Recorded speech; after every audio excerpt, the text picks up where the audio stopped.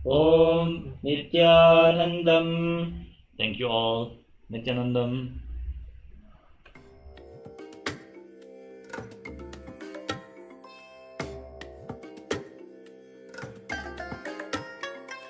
I bless you all.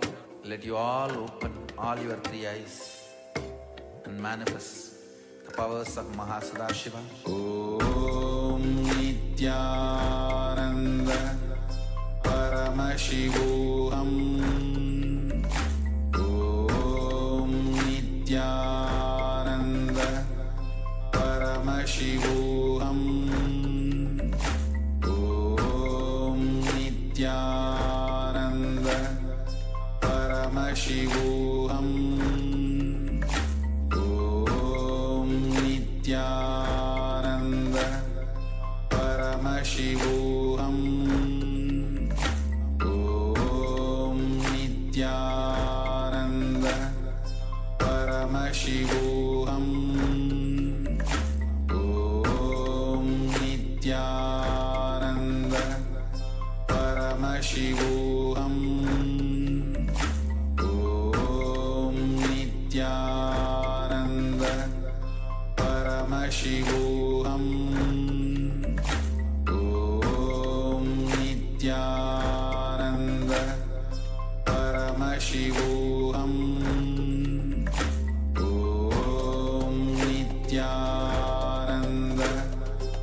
Paramashivoham. Om Nityananda Paramashivoham. Om Nityananda Paramashivoham. Om Nityananda Paramashivoham. Om Nityananda Paramashivoham. Om Nityananda Paramashivoham. Om Nityananda Paramashivoham. Om Nityananda Paramashivoham. Om Nityananda Paramashivoham. Om Nityananda Paramashivoham. Om Nityananda.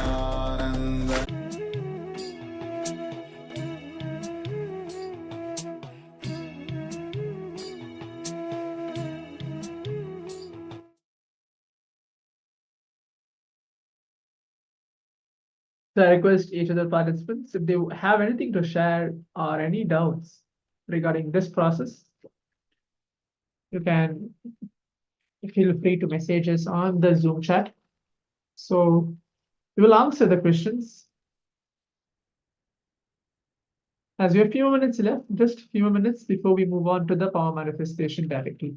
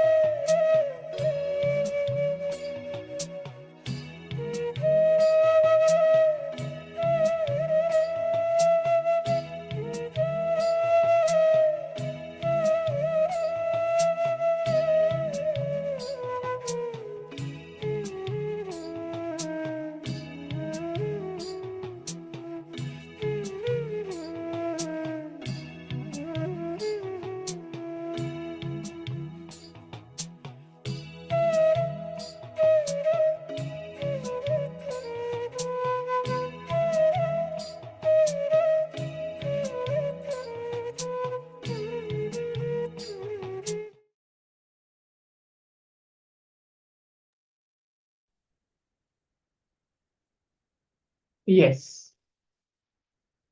So now let's, if you have anything to share towards the Acharya before we move on to the quick round of the power manifestation. We're entering into the power manifestation now. So now what we're going to do is we're going to manifest the power of Ashtamahashakti. It's one of the different levels.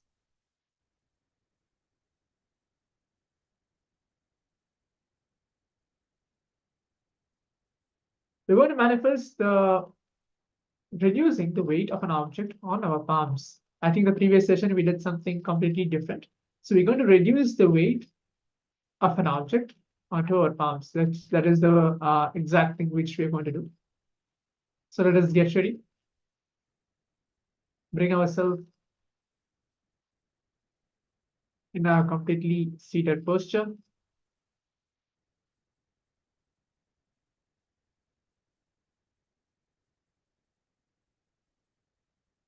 Make sure you have, at least approximate weight of an object. And you can, if you have noted it down, you can, it's good. Otherwise, you can note it down again. What is the weight of an object? It can be orange or it can be even a fruit.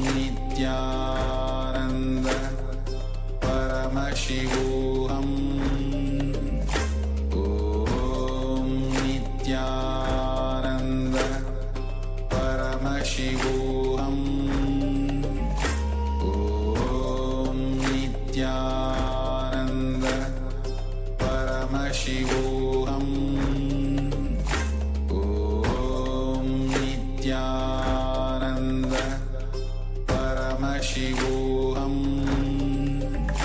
Om Nityananda Paramashivoham Om Nityananda Paramashivoham Om Nityananda Paramashivoham Om Nityananda Paramashivoham Om Nityananda Paramashivoham Om Nityananda Paramashivoham Om Nityananda Paramashivoham Om Nityananda Paramashivoham Om Nityananda Paramashivoham Om Nityananda Paramashivoham Om Nityananda Paramashivoham Om Nityananda Paramashivoham Om Nityananda Paramashivoham Om Nityananda Paramashivoham Om Nityananda Paramashivoham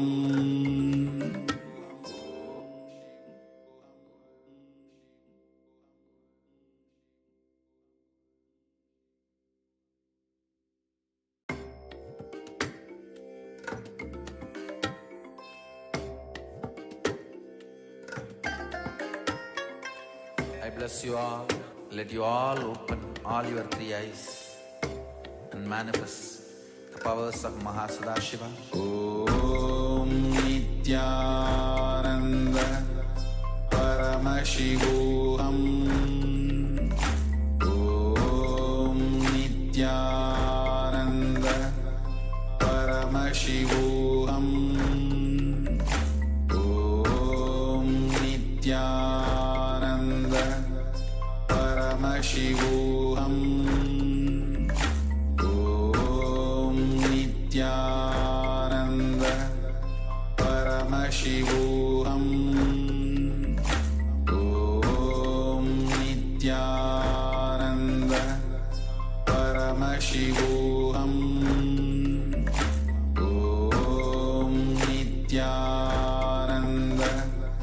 Om Nityananda Paramashivoham Om Nityananda Paramashivoham Om Nityananda Paramashivoham Om Nityananda Paramashivoham Om Nityananda Paramashivoham Om Nityananda Paramashivoham Om Nityananda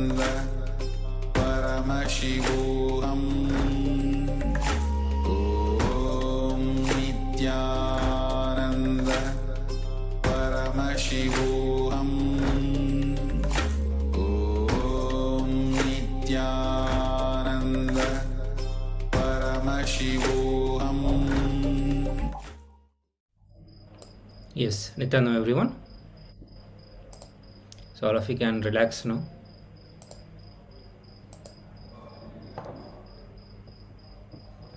And let us know the experience of your power manifestation. So it's time for you to take the measurement of the weight of object.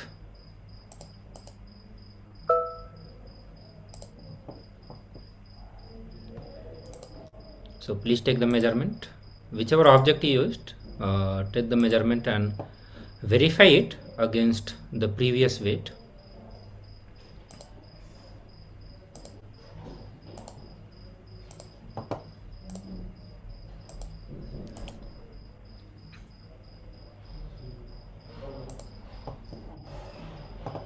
Yes, and let me know how many of you actually manifested the power. So anyone who manifested this power? None?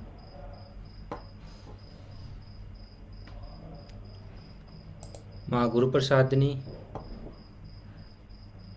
Ma Parameshwari, Ma Mahajanani.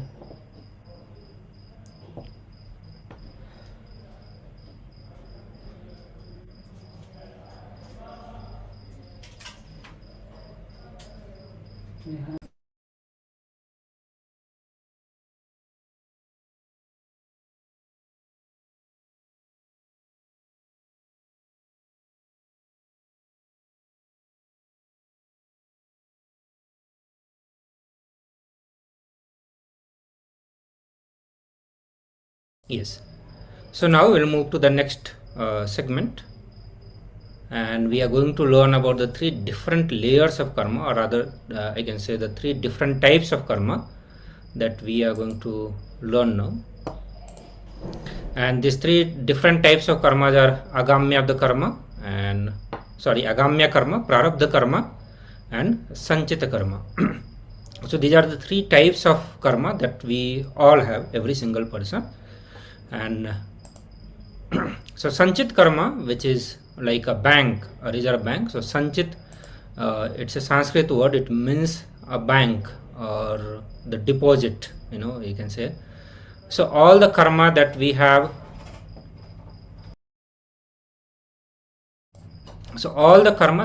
accumulated from the very first birth that we took, or the very first separation that we had from the existence, or the idea of the separation we had from the existence.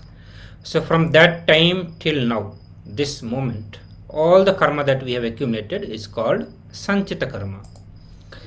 So Swamiji said that one might have taken millions of bodies before. So before we reach to this human body, very rarely we directly take the human body, or I can say it will be very rare also to directly have the incarnation, Paramashivoham himself, in the very first birth. It's very rare. So most of us who are here, who are attending the program, we have taken millions of birth before itself. And in all those millions of bodies, whether it is a human, animal, insects, or any other form in which we resided, or whichever body we took, so whatever thoughts spoken or whatever actions done, all the unfulfilled experiences have become engrams. So every single life we continue to have, or continue to incur more and more unfulfilled desires. So whenever we are taking body, we have certain desires, and as we are living, we go on incurring more and more desires. We continue to fulfill some, and at the same time we continue to incur or gather more desires also.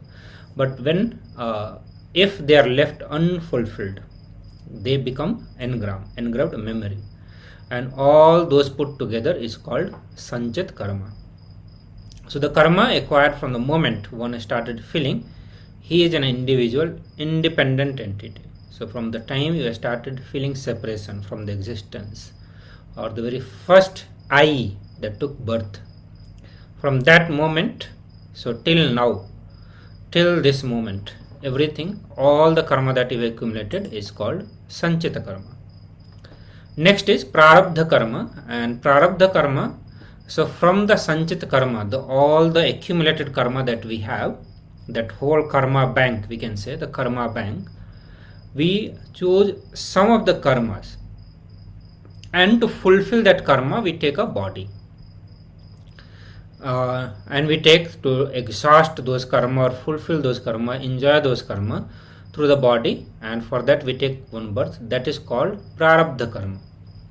So prarabdha karma is just a small bit which one has brought into this life to enjoy or exhaust through this body of his. Okay, so out of let's say if we measure as $1 billion, out of that maybe few million we brought to live. So the karma that we want to exhaust or fulfill or enjoy in this body is our prarabdha karma. They are the source cause why we took this body. Then comes agamya karma. So agamya karma, the karma which we start collecting after coming down to planet Earth or after taking the body. So because once we have taken the body, we continue to have fresh thoughts, words and deeds or actions. And again, if we go on accumulating unfulfilled desires, then we accumulate karma. So anybody who lands on the planet Earth has to exhaust his prarabdha karma before he dies. So if we are not exhausting the prarabdha karma, then we go on accumulating much more karma. So now let us understand prarabdha karma, and this understanding is from Patanjali, Maharshi Patanjali, and he reveals this sacred secret, and he says that the prarabdha karma is not a quantity. When we look at the karma, many times we have like a count of all the karmas and whatnot we think, but Swamiji defines it a completely different way, and he says that the thought currents that we carry, all the inadequate thought currents, they are the karma. So prarabdha is not a quantity, and he gives an example like of a dam. So there is a huge dam. So whatever water is stored in that dam is asanchita karma. So prarabdha is not whatever water is getting released from the dam for irrigation. So we will think that for irrigation certain amount of water is released from the dam. So the quantity of water released is not prarabdha. Okay, but all the water that is stored is sanchita. Okay, but Patanjali says that water released is not prarabdha, but the shape of the gateway where the water is getting released is prarabdha. Okay, so the gate through which the water is released means that is what is called as the prarabdha karma. So the cognition with which we take birth, that cognition is, we can say, that is the door, that is the frame through which life happens. And we all can see, after doing many completion process, we have seen that the very perception and the experiences of everything, all the experiences that we go through in our life or everything that we perceive in our life is determined by the cognitions that we carry, determined by the incompletions or inadequate cognitions that we carry in our life. That only decides what kind of life we are experiencing and what kind of life we are expressing. And that is what Patanjali is also saying here as the prarabdha karma. So prarabdha karma is bunch of all the cognition with which you are coming to fulfill certain reality. Okay, so Swami, there is one question, one participant would have asked that do we have to wait for the next birth if we feel strongly about something, but it is not our prarabdha. But it is not our prarabdha. Swamiji says that you can change your prarabdha through a simple, strong will or sankalpa. The strength of sankalpa can cause a rebirth in an individual in this very birth itself. Means the next birth can happen now itself. And that is what we also learned when we are going through the death, the day where we studied about the mysteries of the death, that while you are living you should go through the birth and death while you are living, not at the end. So understand, only when we make that sankalpa and create a complete new life, that is considered as a birth, rebirth itself. Swami said that the cosmos does not record anything other than the violence. Means what is karma? Means only if we cause pain, karma gets recorded. Other than violence, nothing is recorded as karma. And karma is not just an effect of incompletion, it can be cause of more and more incompletion. Once the incompletion start, either we have to be moving towards completion or more and more incompletion. We cannot just keep quiet.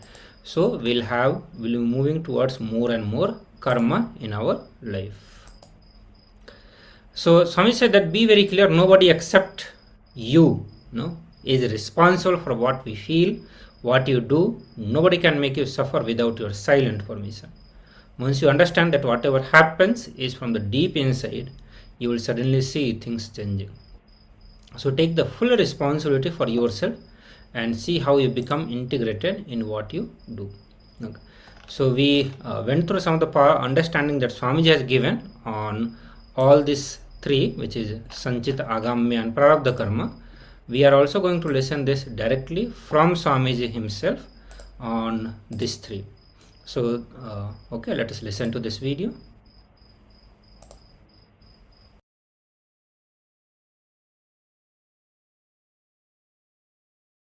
What are different types of karma? Listen. The thought pattern which you don't enjoy, which you already feel it is outdated and which is constantly suffocating you, shrinking you, is Sanjita karma. And the thought pattern in which you feel you are stuck, but you are able to cause few things as your reality in your life, that is agamya karma. But because you want to cause one or two things in your life as reality, the thought pattern you accept brings untold, unimagined, unexpected bondages, side effects, after effects in your life. That is called agamya. Listen. Husband is a person who stands by you during all the troubles, tortures, sufferings, pains, which will not be there in your life if he is not there. That is the definition of agamya karma. You try to cause your reality in one dimension of your life, and you accept certain thought current, thought pattern into your lifestyle, which causes multiple other suffocations and bondages, unimagined, unexpected, untold, unbriefed. Understand? Just because you want to own a home, sometimes you get stuck in the home for next 40 years paying your bank home loan.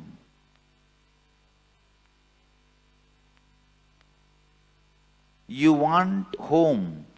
That's the reality you want to cause. But when you cause that reality, the thought current you accept and assume on you, the responsibility you bring upon you, can suffocate and bind you in unimagined, unexpected, untold, unseen, multiple ways. This is the example for agamya. Prarabdha means not ready to allow either the outdated, suffocating thought pattern or the thought pattern which causes your reality partially, deciding boldly to go on renouncing any thought current, thought pattern, even if you suspect them that they are not going to cause your reality completely. If you go on discarding, the discarding will become a lifestyle. That discarding thought pattern, thought trend, thought current is prarabdha.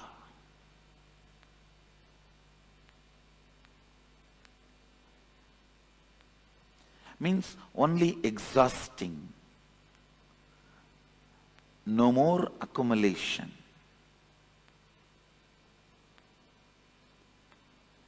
Waking up to the reality. Any thought current, any thought trend cannot cause all my realities as reality. Coming to that understanding and waking up to that reality is enlightenment.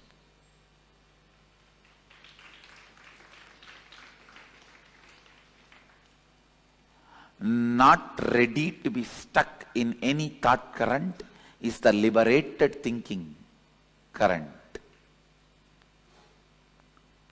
Not ready to revere, honor any thought current is liberated thinking current. Not ready to honor, revere any thought current is completion. Not ready to honor, accept, revere any thought current is perpetual completion. Not ready to accept any thought current as a lifestyle is perpetual completion.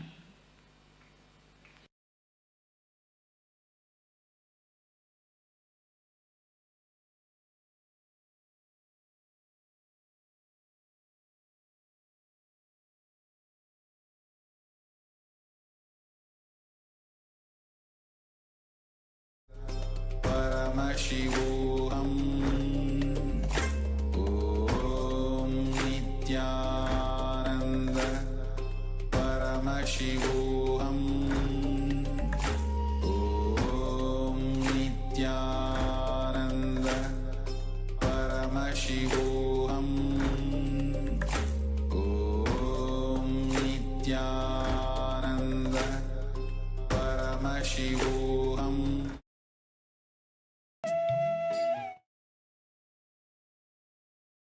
Yes, Nityanam. So now we understood some of the deeper concepts on the karma, basically all the three karma that Swamiji talked about, Sanchita, Prarabdha and Agamya karma.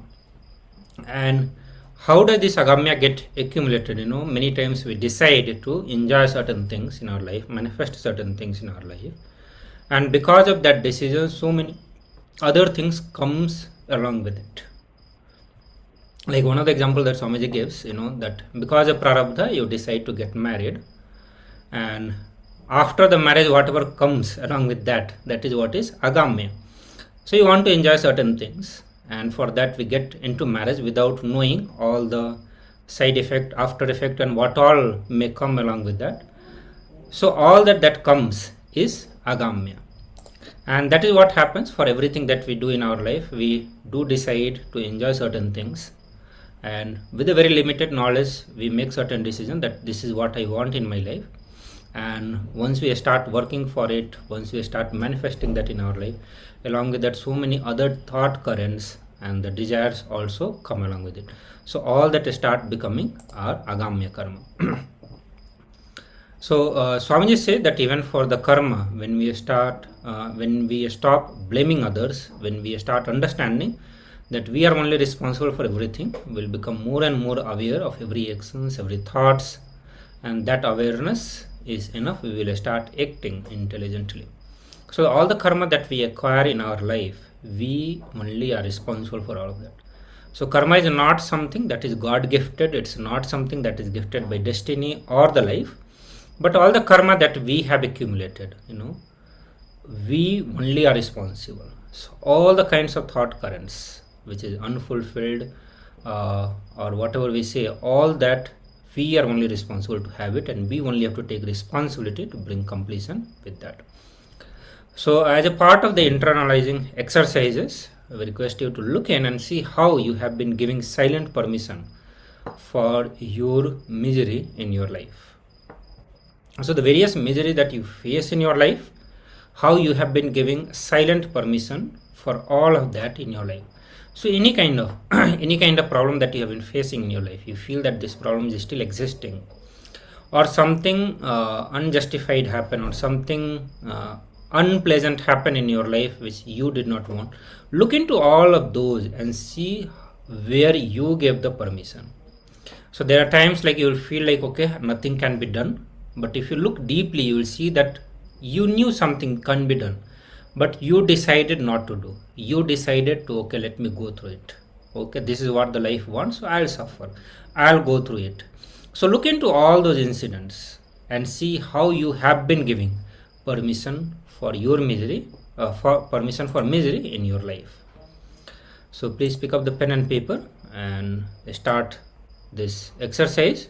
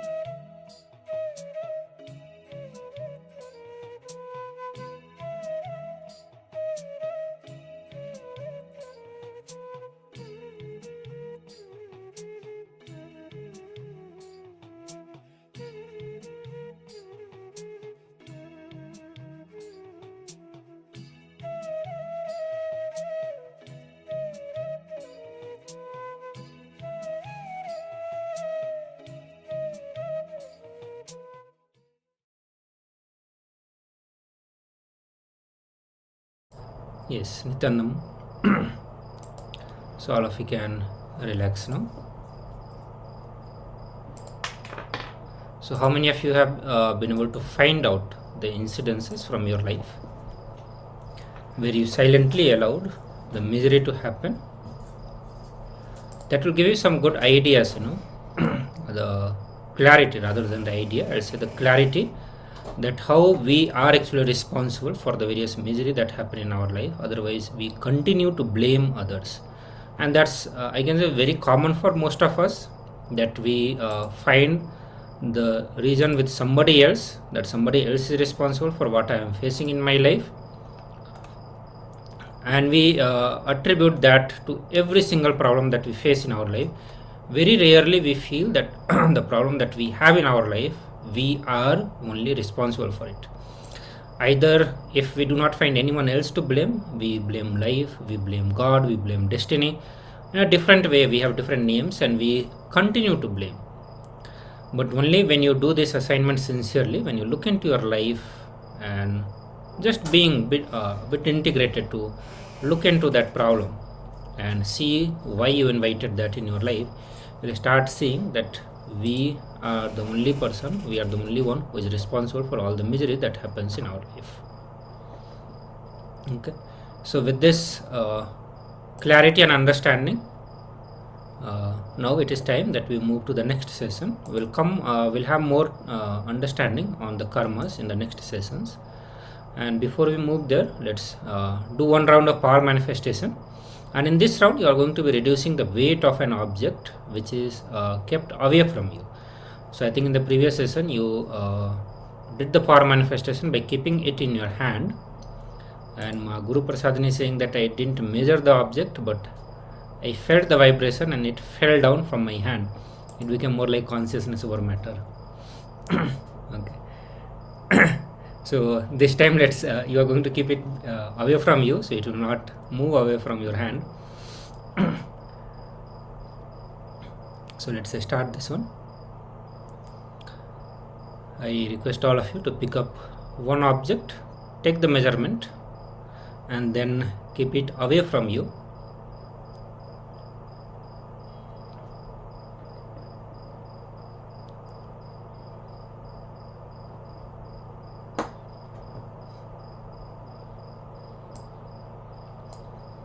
Yes.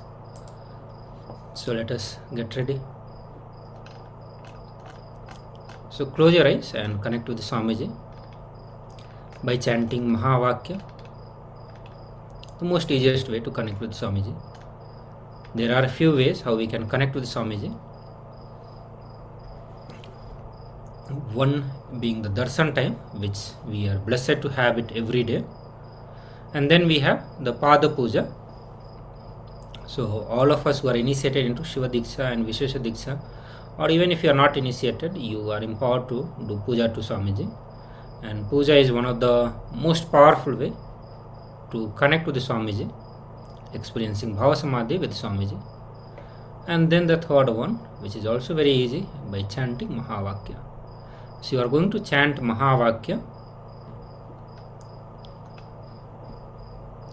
and by chanting itself you will connect with Swamiji, and then make the sankalpa to reduce the weight of object.